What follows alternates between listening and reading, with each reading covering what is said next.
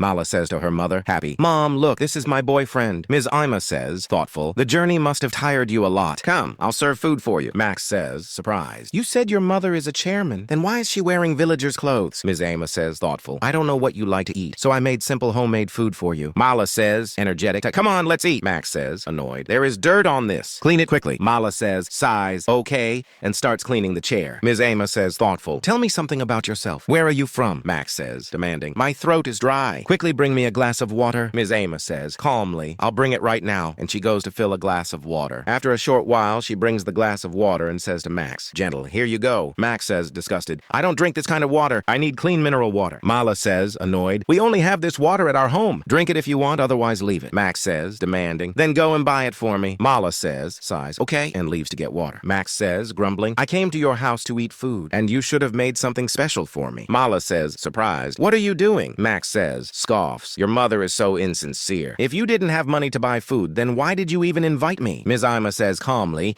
eat something today. Next time when you come, I'll make food of your choice. Then they all start eating, and Ms. Ima asks her daughter, gentle, have you eaten? Mala says, happy, yes, Mom, I have eaten my fill. Max says, demanding, if you invite me next time, you'll have to serve something good. Otherwise, I won't come to your house again. Ms. Ima says calmly, go and sit on the sofa, and I'll put this leftover food in the fridge. Max says, disgusted, did I hear wrong, or do you actually want to save this too? You people are so cheap. Ms. Ima angrily says, angry, I am silent only for the sake of my daughter, and you are crossing all limits. Max says, insulting, you are an ignorant woman who came from the village. Mala says, angry, you cannot talk to my mother like that. Max says, defensive, I don't think I said anything wrong, and she is a village woman. Ms. Ima says, angry, you keep calling me a village woman again and again. Don't you know how to respect elders? Didn't your parents teach you anything? I cook simple food in my home and save food. What is wrong with that? And what is bad about being from a village? We villagers are hardworking and honest, Jack says, apologetic. Please forgive me for disturbing you. I apologize. Ms. Ima says, surprised, what are you doing here? Do you have some work? Max says, hateful, I'll say it clearly. I hate people like you villagers the most. Ms. Ima says, firmly, if you think our home is so worthless, then leave immediately. We have not stopped you. Get out of here! Max, speaking to his wife, says, arrogant, my status is like that of a high officer, and if you want to live with me, you will have to leave your mother. Mala says, angry, I did not expect this kind of arrogance and pride from you.